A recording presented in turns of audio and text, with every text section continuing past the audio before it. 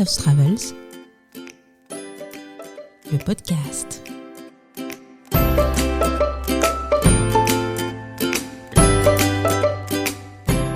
Bonjour à toutes et à tous. Pour celles et ceux qui ne me connaissent pas, je suis Mélissa Monaco de Mel Loves Travels et je suis très heureuse de vous retrouver pour un nouvel épisode du podcast. D'autant plus qu'on va se promener au grand air en Suisse, dans la région de Verbier, dans le canton du Valais. Verbier est connu pour être une station de ski plutôt huppée, mais l'été ne manque pas non plus d'attrait. D'autant que c'est pendant la belle saison que les produits de la montagne sont les meilleurs. Alors pour cet épisode, je vous emmène faire la cuisine avec des plantes et surtout découvrir les secrets du fromage à raclette. Vous verrez que cet épisode est un peu différent puisque j'ai été invitée en voyage de presse et donc vous entendrez d'autres voix que la mienne qui interviendront. Allez, c'est parti, on va à la montagne.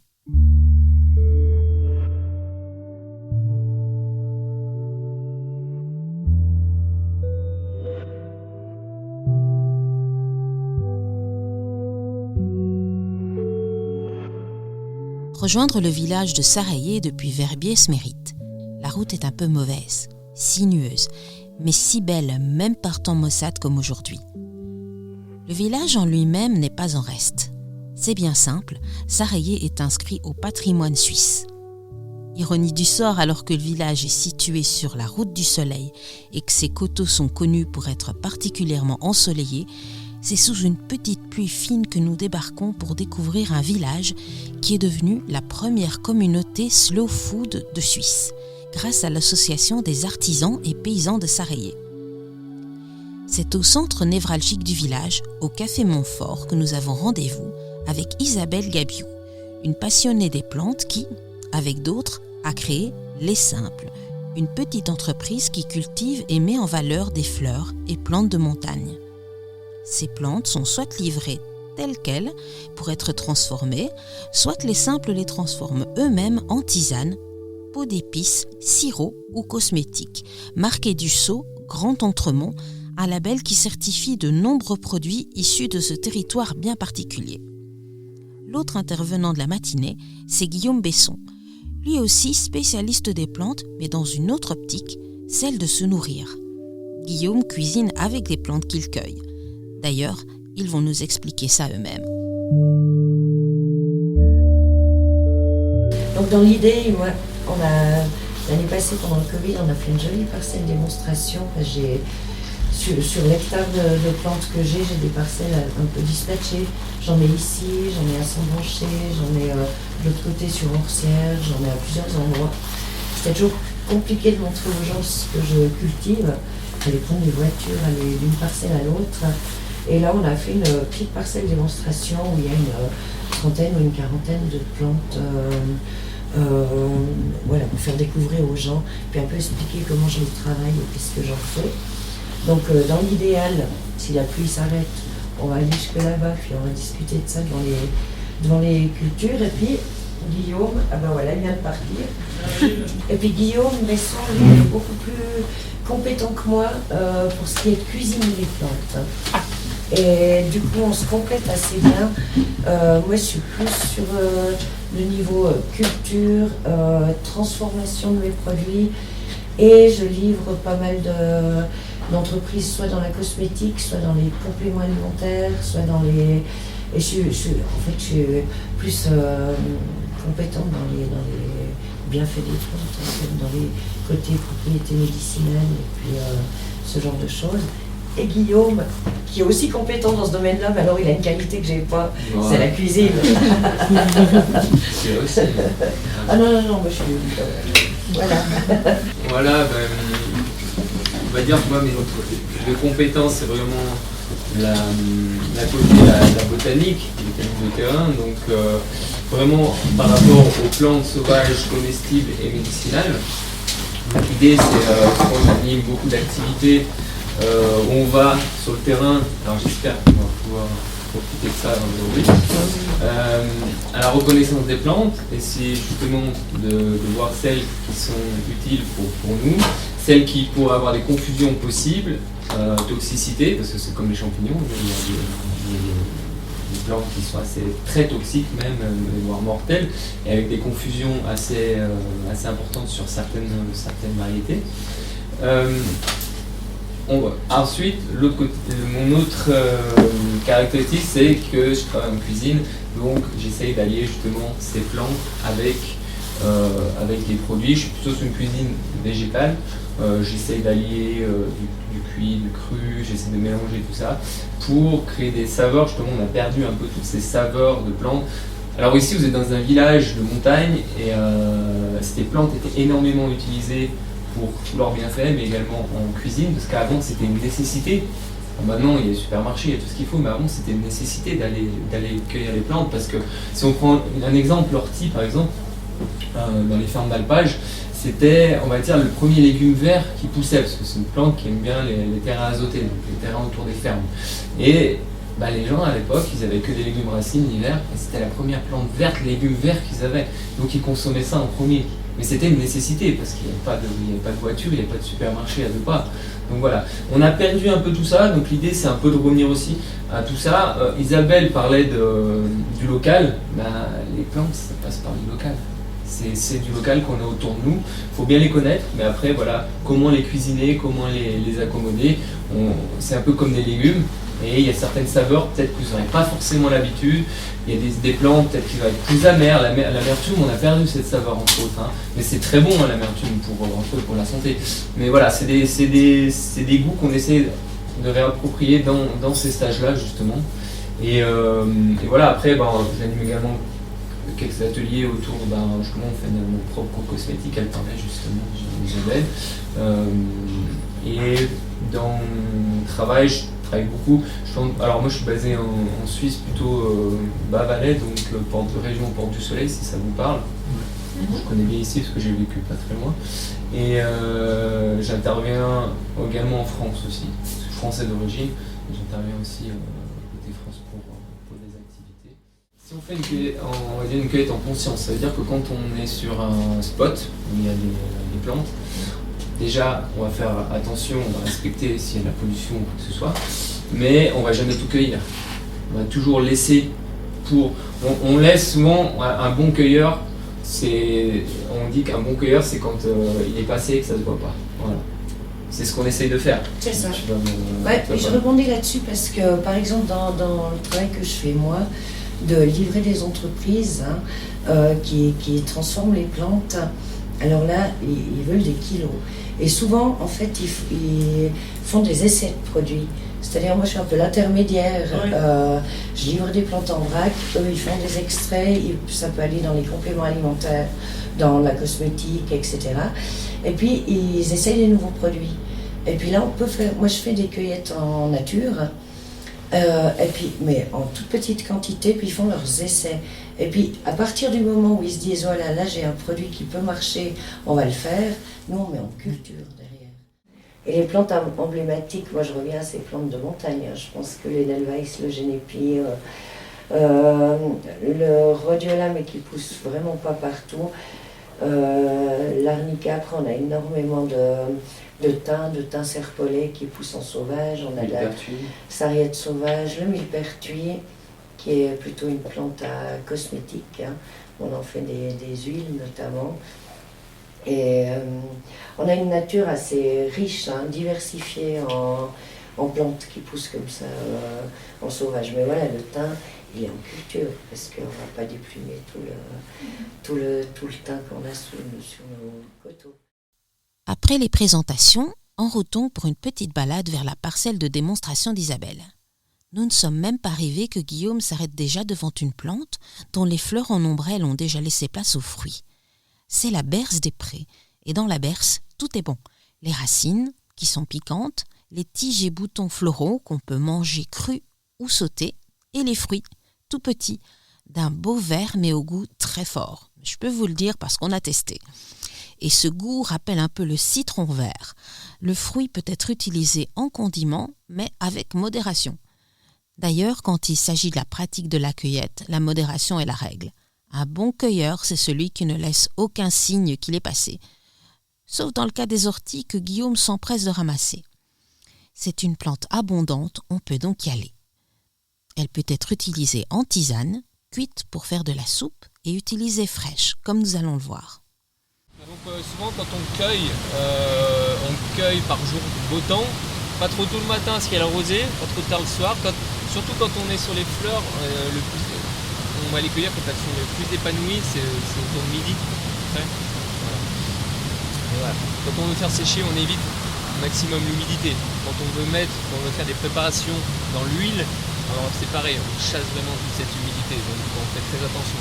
Quand on va les cueillir, par exemple si on cueille la reine des prés aujourd'hui pour la préparer tout de suite pour faire des desserts par exemple, on pourrait la cueillir maintenant. Même si les saveurs seront un peu moindres à cause de l'humidité, on pourrait la cueillir maintenant. Voilà. Mais c'est vraiment un usage direct. Donc généralement on cueille quand il fait beau et chaud. Beau et chaud c'est l'idéal. Alors chaud oui. S'il fait pas forcément chaud, c'est pas très grave, c'est vraiment l'humidité qu'il faut faire. Faut éviter l'humidité. Voilà, c'est ça. D'accord. Après, par exemple, dans les toxiques et les mortels qu'on peut trouver, on prend par exemple les aconites, même l'arnica en interne, hein, très toxique. Ok. Par contre, à faible dose, donc en homéopathie, ils sont utilisés. Donc les aconites, par exemple, on a beaucoup ici l'aconite Tulou et l'aconite Napel, ils portent bien leur nom. Hein. Tulou, Oui, ça mérite d'être elle crée des arrêts cardiaques. Par contre, utilisées en homéopathie, elles sont bonnes contre les problèmes cardiaques. Mais nous, par contre, en termes, ces plantes-là, en termes, quand on dit toxiques, mortels, on les utilise pas comme ça. Voilà. Là, on garde pour la pharmacopée. L'homéopathie, c'est un milieu à part. Alors, en revenant à la berce, il faut savoir que ces toxiques-là, alors, elles n'ont pas les mêmes feuilles. Elles ont plus des feuilles en forme de... Ça, c'est des feuilles composées, on appelle. Elles ont plus des feuilles en forme de cerfeuil. C'est le cerfeuil, elle ressemble un peu. Il faut savoir que les grands toxiques n'ont pas de poils. Regardez la berce. Oui, d'accord. Là, on n'a pas de confusion possible. Donc c'est Là, on n'a pas de... C'est ça. Alors, là, il y a des poils alors. Voilà, la berce, il n'y a pas de risque. Après, il y a des très bonnes plantes de cette famille-là qui n'ont pas de poils. Mais là, sur la berce, il n'y a pas trop de confusion. Donc les feuilles très découpées, dentelées, on dit qu'à ce stade-là, elles ressemblent un peu à des pattes d'ours. Voilà. Donc c'est une plante qui est utilisée pour tout. En comestibilité, il y a tout qui se mange. De la racine, alors la racine c'est plutôt l'automne, au tout début du printemps, c'est là où est l'énergie de la plante. Après, quand on est sur des jeunes feuilles, on peut les consommer crues. En salade. Et après, ouais, voilà, par exemple. Elles, par contre, elles n'auront pas cette saveur-là. Et les tiges sont un peu trop dures maintenant, mais quand vous les consommez, c'est plutôt un goût de céleri. C'est la même famille. Hein. Oui, quand elles sont encore très tendres, les pétioles, c'est les tiges des feuilles. Quand ils sont encore très tendres, c'est juteux, on les pèle un peu, c'est super bon. Là, maintenant, à ce stade-là, les feuilles, on faudrait plutôt les faire cuire parce qu'elles sont très dures. Donc on va pas les manger crues parce que voilà, c'est un peu rêche. Mais par contre, cuites, elles sont très bonnes. D'accord. Ça, c'est les fruits alors. Ça, c'est les fruits. Et là, on est sur une inflorescence qui est typique de la famille des apiacées, comme la carotte cultivée, la carotte sauvage, les céleris, le fenouil, hein, c'est ces familles-là. Hein. Ces inflorescences elles forment des ombelles en fait, en forme de parapluie. Si vous regardez la tige qui mène aux inflorescences, elles partent toutes du même point. C'est une caractéristique, si vous avez un jardin, si vous avez une carotte, une fois vous la laissez monter en fleurs, elles vont vraiment comme ça. Les fruits se mangent. Voilà, les fruits. Les fleurs, elles sont quand même moins puissantes. On pourrait les aromatiser, mais je trouve que c'est pas très puissant. Donc je préfère laisser quand le fruit arrive. Et le fruit est vraiment très puissant. D'ailleurs, cette plante généralement est une bonne tonique générale. On dit. Alors tonique principalement du système digestif. Donc elle va aider à ouvrir l'appétit quand on a un manque d'appétit. Elle va également être digestive.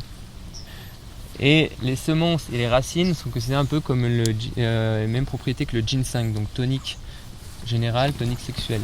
Les racines du coup. Racines et fruits. Racines et fruits, ok. Voilà. Enfin, nous voilà dans la fameuse parcelle. C'est un lieu plutôt magique. Déjà, il y a l'odeur de la sauge sclarée en pleine floraison, envoûtante. On voit les fleurs de mauve au violet soutenu et d'autres fleurs d'un rouge vif, celle d'une plante que je ne connaissais pas, la monarde, et qu'Isabelle transforme en sirop. Nous avons tous et toutes un petit sac et pouvons récolter ce que nous voulons. Tout dans ce jardin aromatique est comestible, frais ou transformé. Le plus dur, c'est de choisir. C'est comme si nous étions plantés au milieu d'un grand buffet. Je prends un peu de mauve, de la sauge sclarée, du thym, de la chinée millefeuille, de la menthe, de l'absinthe, une fleur d'Edelweiss pour le plaisir. Il y a même un plant de genépi que nous ne toucherons pas. Tous les contenus des petits sachets, nous les utiliserons pour en faire nos propres tisanes. Avant de rentrer, nous allons faire un petit tour à travers le village. Une des particularités de Sarayé, c'est qu'il conserve encore un moulin à eau qui fonctionne. La scie et le moulin de Sarayé sont encore régulièrement utilisés pour, vous l'aurez deviné, scier du bois, mais aussi presser des pommes par exemple. Ce n'est pas le seul rescapé du genre. Le village possède encore son four banal, un four communal et qui lui aussi sert toujours. En se promenant, on comprend tout de suite pourquoi Sarayé est inscrit au patrimoine suisse, avec ses jolis chalets au bois patiné par les années et l'environnement. Je m'y vois bien passer une semaine tranquille pour randonner, prendre un verre au café du village, lire, écrire. Et puis, il y a cette odeur qui me restera toujours en tête quand je penserai à Sarayé, celle du bois. Le village sent le bois. Je ne sais pas si ça vient du bois des chalets, de poêles qui fonctionneraient ou des stères de bois qu'on trouve stockés dans quelques jardins, mais mon nez en est plein.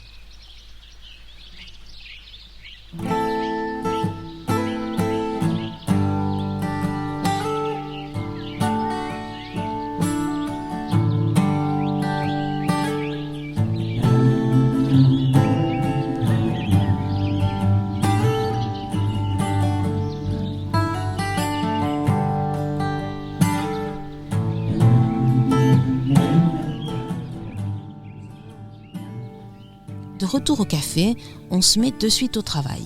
Guillaume commence à préparer un risotto d'épeautre et donne des instructions pour la préparation des plats.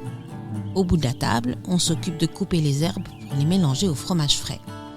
De mon côté de la table, on émince les feuilles d'aquilée qui seront ajoutées à des graines de courge et tournesol broyés pour en faire une espèce de tapenade. Une fois que c'est prêt, nous enfilons les gants pour passer au découpage des feuilles d'ortie qui seront mélangées avec de l'huile et des graines pour faire un pesto qui accompagnera des spaghettis de courgettes. Une fois que c'est fini, je rejoindrai Isabelle pour créer ma petite tisane perso. Elle déballe attentivement le contenu de mon sachet puisque tout est question de dosage. Il faut faire attention à l'amertume de l'absinthe par exemple ou simplement à la quantité de plantes utilisées. Il faut être aussi attentif à l'interaction entre plantes, tant du point de vue du goût que des propriétés, puisque certaines plantes ont un effet calmant et d'autres sont plus stimulantes. Je la coupe peut-être pas en miettes pour pas sortir trop D'accord. l'amertume. Ok. Les mauves, fabuleux. Deux petites mauves. Ça c'est aussi de la... On va la retrouver. La sauge sclarée. Ouais. Si on peut la tailler, que ça sorte un peu de... On peut aussi mettre de la feuille, de la sauge sclarée. C'est quoi la différence entre la feuille et la fleur pour la sauge sclarée? Elles ont les deux des propriétés. La feuille sera moins aromatique. D'accord. Mais la fleur beaucoup plus. Mais elles ont les deux des propriétés médicinales. La verveine officinale qui est légèrement amère, mais qui a des super propriétés.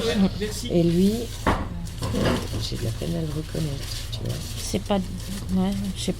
J'ai de la peine à... Ouais, on va le mettre en déco. Voilà. Les Edelweiss, comme je disais tout à l'heure, je suis moyennement chaude en alimentaire. Après, il y en a qui le font. Oh, et j'ai gardé. Ouais. Ça va bien. Et j'ai une petite feuille de mélisse. Ah oui, et la mélisse. Ouais, ça va bien. Je la casse comme ça. Oui, oui. Tac. On va garder pour la déco. Mais après, tu peux la remettre deux dans la main. Oui, oui. Il y a déjà deux feuilles. On est pas mal. Je te fais confiance sur le dosage. Une jolie déco aussi.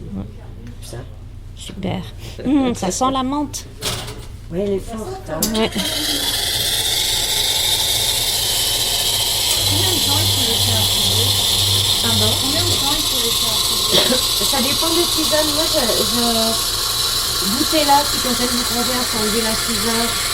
Alors, c'est notamment quand il y a des plantes amères, plus on laissera infuser, plus l'amertume va sortir. Le plus comique, une fois que nous avons terminé nos tisanes, c'est de les comparer. Selon le choix de nos plantes, elles sont de différentes couleurs. Vertes pour moi, chartreuses ou rose pâle pour d'autres. On a juste le temps de les boire et de tester les délicieux sirops de menthe, de mélisse ou de monarde avant de passer au repas, préparé par nos blanches mains. Pour terminer notre délicieux repas, comme nous sommes en Suisse, c'est avec une création d'un chocolatier que nous allons atterrir. Ce chocolatier, c'est Raphaël Toos, qui tire lui aussi le parti de la nature qui entoure Sarayé. Il nous servira de la glace aux fines pépites de chocolat et spirules odorantes, ainsi que des meringues que Raphaël a fait cuire au four banal pendant qu'il refroidit après utilisation. J'ai aussi pu goûter à sa tablette de chocolat à l'absinthe, une création que les amateurs d'amertume apprécieront. Personnellement, moi, j'ai adoré.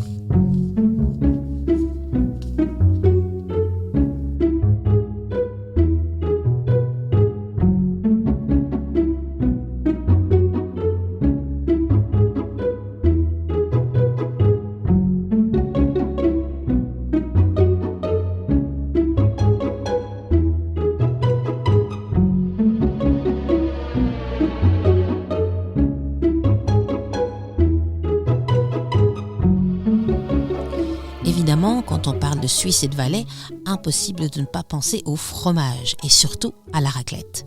Saviez-vous que Verbier et sa région sont un des lieux de production de fromage raclette AOP ?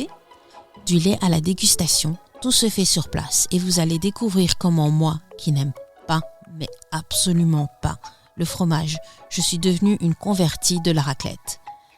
Le fromage et moi, on n'est pas copains, c'est ainsi depuis le plus jeune âge. Chaque fois que je vais dans une fromagerie, parce que c'est souvent là qu'on trouve la meilleure charcuterie et que je dépense une somme indécente en cochonaille, je me fais violence. Donc de temps en temps, quand je suis invitée à un repas, j'essaie, par politesse, mais aussi parce que je sais bien que les goûts et les palais changent avec les années, mais il n'y a rien à faire. Je tolère juste la mozza cuite sur une pizza. Aussi, pendant ce voyage à Verbier, je m'attendais bien à une expérience fromage. Nous sommes en Suisse après tout. En fait, nous aurons droit à une expérience quasi complète. Le premier rendez-vous était à la laiterie de Verbier, où nous allons participer à un atelier de fabrication de fromage, à l'issue duquel nous repartirons avec notre propre production. C'est Marc qui nous accueille dans son atelier et nous sommes prêts à découvrir tous les secrets de la fabrication d'un fromage de type Tom. En plus de la Tom, la laiterie fabrique surtout du fromage raclette, mais aussi du sérac et du yaourt, et elle reçoit les bidons de lait directement des producteurs.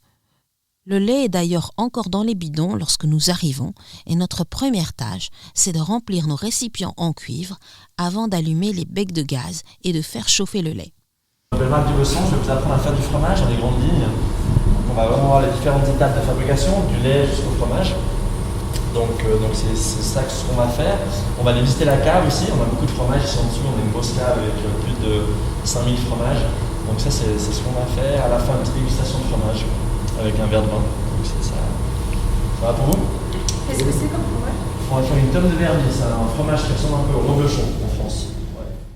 Une fois le lait arrivé à une certaine température, nous allons ajouter l'ingrédient secret qui permet au lait de cailler, c'est-à-dire de se solidifier, la présure.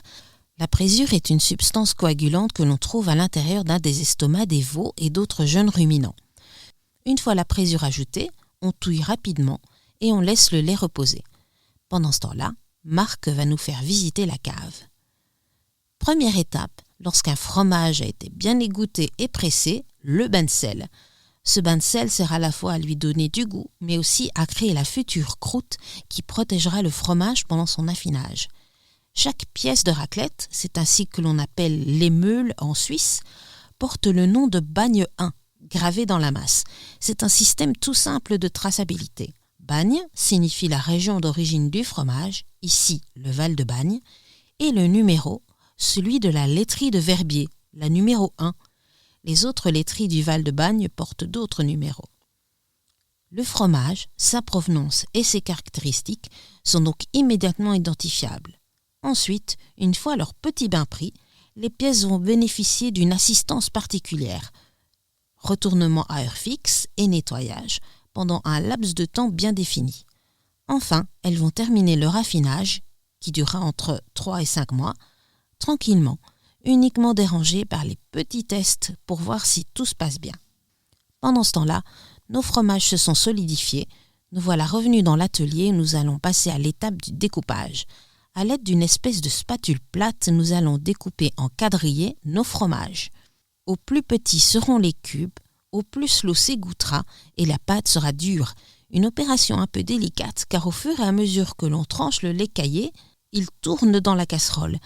On doit donc accompagner le mouvement de rotation lors de la découpe pour garder une ligne droite.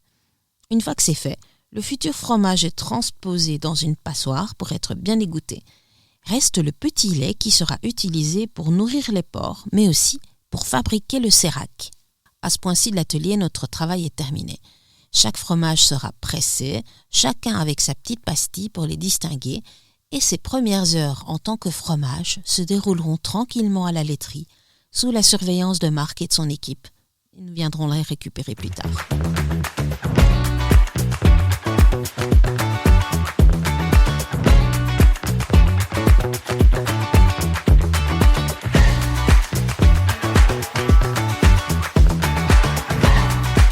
Comme on fait les choses un peu à l'envers, c'est après avoir fabriqué le fromage que l'on va voir comment vivent les vaches qui produisent le lait. Du moins l'été, car c'est à ce moment de l'année qu'elles montent à l'alpage et c'est au col du Lin que ça se passe. Quel accueil lorsque nous arrivons à la buvette près des étables.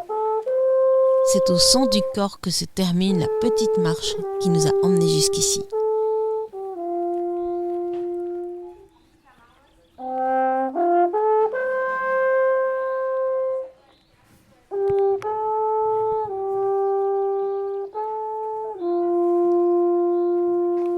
Ce qui attire ensuite mon attention, c'est le son de beuglement qui vient des étables. C'est là qu'attendent les bovins avant de sortir pour le soir. La race emblématique du Valais, c'est la vache des Reims. Une vache à la robe sombre, aux cornes blanches avec des bouts noirs. Courtes sur pattes et trapues, elles ont une grosse tête qui me plaît bien. C'est une race rustique, particulièrement adaptée à la montagne.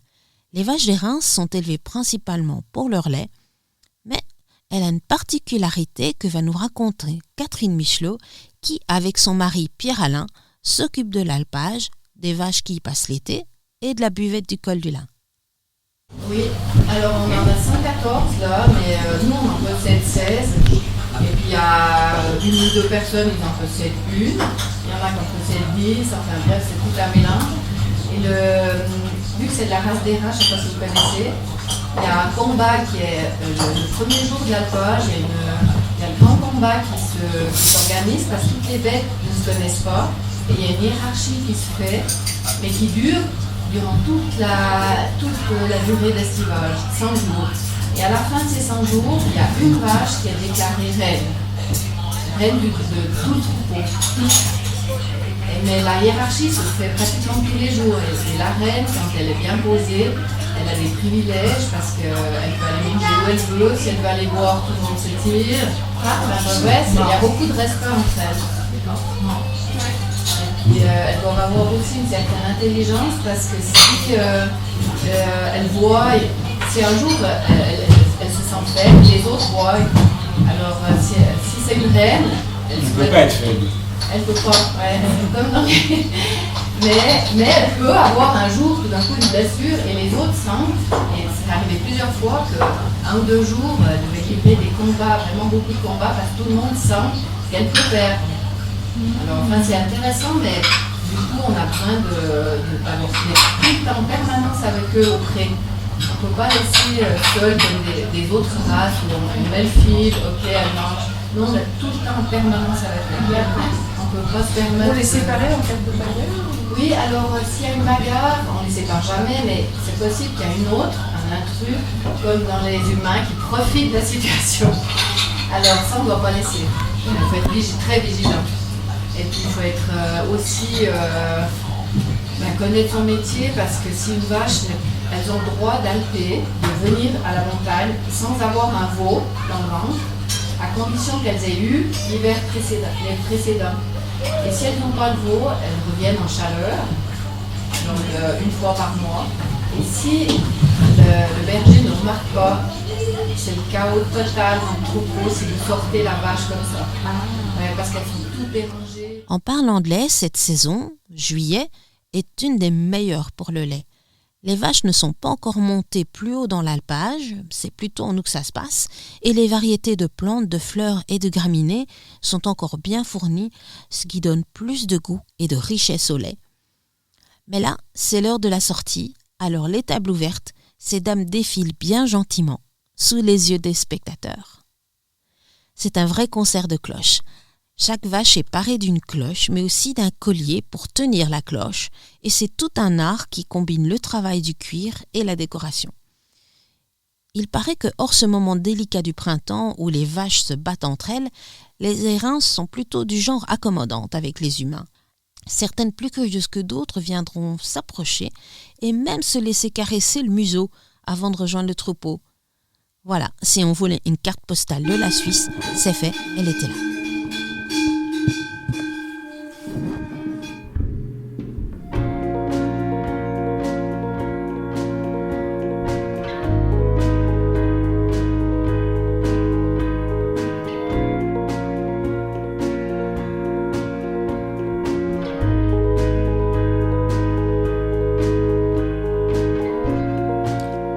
Le moment que je redoutais était arrivé. Le lendemain, nous sommes conviés à un dîner raclette. À nouveau, je rappelle, je n'aime pas le fromage. Mais voilà, il n'y a pas d'avance, il va falloir y passer. Heureusement pour moi, ça va se dérouler entre les mains expertes d'Eddie, véritable ambassadeur de la raclette valaisanne, et c'est tout un cours sur l'art de racler que nous allons suivre. La Raclette House d'Eddie Belfard a une grande particularité. C'est l'un des rares établissements où on peut débarquer et manger de la raclette sur le champ. Pour les restaurants traditionnels, en général, même si la raclette est au menu, il faut prévenir à l'avance. Comme le veut la tradition de la raclette, c'est un endroit à la bonne franquette. Nous sommes installés en dessous d'un grand chapiteau et promptement on nous sert à boire. Et depuis que je suis en Valais, j'ai développé une passion pour le jus d'abricots locaux. Un délice. Très vite arrivent aussi les charcuteries, accompagnées de fromage et de quartiers de pommes. Une fois que notre appétit est ouvert, un racleur vient nous chercher. Qui a envie de racler ? Eh bien voilà, on passe direct à la pratique avant la théorie. Autant se jeter dans le bain tout de suite. Nous sommes quelques volontaires à passer du côté des appareils à racler. C'est finalement assez simple. La pièce de fromage est disposée sur un support, attaché à un bras articulé. Le côté coupé est chauffé par un grill mis à l'horizontale, tête en bas. On dispose le fromage bien en dessous pour que la chaleur le ramollisse et le gratine à la fois. Une fois que le fromage commence à prendre des couleurs, c'est le moment de racler avec un couteau à raclette. On sort le fromage de dessous le grill avec le bras articulé, on saisit la pièce et on racle sur toute la longueur du fromage. Et tout ça tombe dans l'assiette. Tada ! On remet le fromage sous le grill et c'est reparti pour un tour. Enfin, après quelques rounds d'observation, c'est à mon tour d'essayer. Et malgré une prise en main un peu inorthodoxe du fromage, je suis plutôt douée pour le raclage. Alors, attends, parce que question d'hygiène, je peux le mettre. Ah, vous pouvez le préciser. Il n'y a pas de problème. Il a l'air plutôt propre après les 3 points. Allez, alors comment je procède ? Alors, c'est bien d'avoir les deux mains dessus et puis vous tirez vers vous, gentiment sans appuyer en bas pour rentrer dans la pièce, juste pour racler ce qu'il y a dessus. D'accord. Il y a un sens particulier ? Non, Là, non, je non. peux faire comme ça. Comme ça vous arrange. Okay. Si, c'est pas compliqué. Voilà. Donc tout ce qui est alvéolaire ici, ça doit disparaître. Bon, les alvéoles, là, ça vient des toiles qu'ils mettent entre les pièces. Oui. Alors ça, oui, ça doit tout partir. Enfin, c'est plutôt ce qui est rouge. On ne voit pas forcément sur toutes les pièces à racler les alvéoles. D'accord. Je vais dégager. Oui, ça va. Je pense que je me débrouille moins bien que toi. Oh non, ça va bien, ça va vite. Bon, vous avez aussi choisi un bouquet de pièces qui est facile à démorger. Démanger. Démorger, oui. Démorger. Démorger. Hop. On dirait que la croûte, ça serait encore le petit bout qui est avec ses sous, qui est encore un peu plus ferme, on va le aussi. Là, c'est juste démorger. Parce que beaucoup de personnes aiment bien la revue. Quand on fait griller, ça reste bien grillé sur le côté. Démorger. Et voilà. Si vous voulez, je vais faire le côté. C'est plus facile. Voilà. Voilà. Donc il est encore jeune. Il doit avoir à peu près 2 mois. Ah, mais attendez, on va regarder ça tout de suite. Il a été fait le 17 du 3. Ah ben voilà. Ah, ça je peux aller expliquer à table aussi, c'est qu'il y a une traçabilité sur chaque pièce. Ouais. Donc c'est pour ça qu'il est facile à démanger. Bon, il est jaune, et puis bon, la morge elle est fine, il a été bien frotté, et puis la morge elle est encore un petit peu humide. Si on laisse sécher la morge, après c'est vraiment plus difficile à... Je prépare 2 assiettes, dont la mienne, et je vais voir si je peux la manger. Peut-être que parce que c'est moi qui l'ai fait, ça passera mieux. Je me sers en petites pommes de terre, joliment servies dans un panier en osier, comme il se doit, de salade d'oignons, et le moment fatidique est arrivé. Je mets le fromage dans ma bouche. Et là, miracle. C'est bon, et même très bon. Tellement bon que je vais en reprendre une 2e et redemander de la croûte. J'en reprendrai bien une 3e, mais je sais que la journée est loin d'être terminée, point de vue gastronomique, alors je me retiens d'aller plus loin. Une fois que nous avons mangé, le patron débarque. Voilà donc ce fameux Eddy, un homme bedonnant et jovial qui s'enquiert de notre appétit. C'est un maître à qui nous avons affaire, le roi de la raclette valaisanne. Un tel expert qu'il faisait partie d'une équipe de choc au pavillon suisse de l'Expo universelle de Milan, c'est dire. Allez, maintenant, c'est le moment d'aller suivre sa formation et il nous emmène dans l'espace bureau du restaurant. Tout, nous saurons tout sur le fromage, ses origines, le fromage en Suisse, le processus de fabrication du raclette, parce que quand on parle du fromage, on dit le raclette, mais le plat c'est la raclette. D'où vient le lait? Comment on l'affine? Les strictes conditions pour être vendu comme AOP? Comment on prépare la raclette? Comment on la sert? Attention, la charcuterie c'est avant le fromage. Comment on la mange? Comment l'accompagner avec un fendant ou un pinot noir pour ceux qui n'aiment pas le vin blanc? Bref, un véritable écolage qui à première vue pourrait sembler un peu ennuyeux. Mais Eddy fait ça si bien que la théorie passe toute seule. Je ne devrais même pas être là. Bien, suite à cet accident, forcément que l'assurance invalidité est recyclée en agent commercial, en représentant, en n'importe quoi. Mais moi, je voulais rester dans l'univers que je maîtrisais, c'est-à-dire le fromage, parce que j'ai grandi dans les Alpages avec mon grand-père qui était lui-même fromager. Je connais l'histoire de la raclette depuis l'herbe que broute la vache jusqu'à votre assiette. Et puis j'aime bien parler de ça et je cherchais justement un espace pour développer la raclette parce que la commune où on habite ici, le Val-de-Bagne, Verviers, se proclame capitale de la raclette. Mais c'est difficile de trouver des restaurateurs qui vous proposent spontanément la raclette. Alors je trouvais ça dommage, j'ai dit il faut développer cette activité, il faut développer ce repas parce que c'est le menu traditionnel valaisan qu'on sert à toutes épreuves, à toute période. Soit pour les baptêmes, les mariages, les enseignements aussi, les fêtes de famille, les soupers d'entreprise et tout ça. Et puis c'est difficile de trouver un restaurant qui vous le propose spontanément. C'est pour ça que j'ai loué cet espace et puis que j'ai développé cette activité. Alors bienvenue chez moi, puis on va la faire courte parce qu'il court, c'est vrai qu'il prend un peu plus de temps que ça. La raclette est soumise à des règles et à des codes ancestraux qu'il faut respecter. Seuls les gestes précis, harmonieux, répétés inlassablement de génération avec des produits nobles et dans une ambiance conviviale garantissent le maintien des traditions. C'est très important de le dire.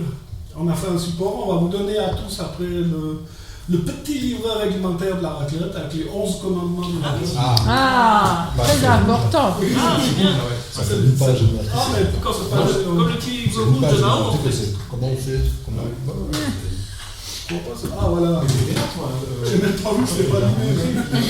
T'étais à 100% sous, hein. Voilà. Moi aussi, C'est ça, ouais. On s'est rencontrés, c'est bien. Alors dans l'initiation, normalement, on parle d'abord d'histoire, après on va parler de fromage, on va partir à l'alpage, on va fabriquer du fromage ensemble. La meule et ses repères, il faut s'équiper judicieusement et la clé du succès, la préparation et la partie pratique que vous allez faire aussi. À l'issue de notre formation, nous nous verrons décerner un diplôme de racleur par le maître lui-même. On peut donc dire que la conversion est complète.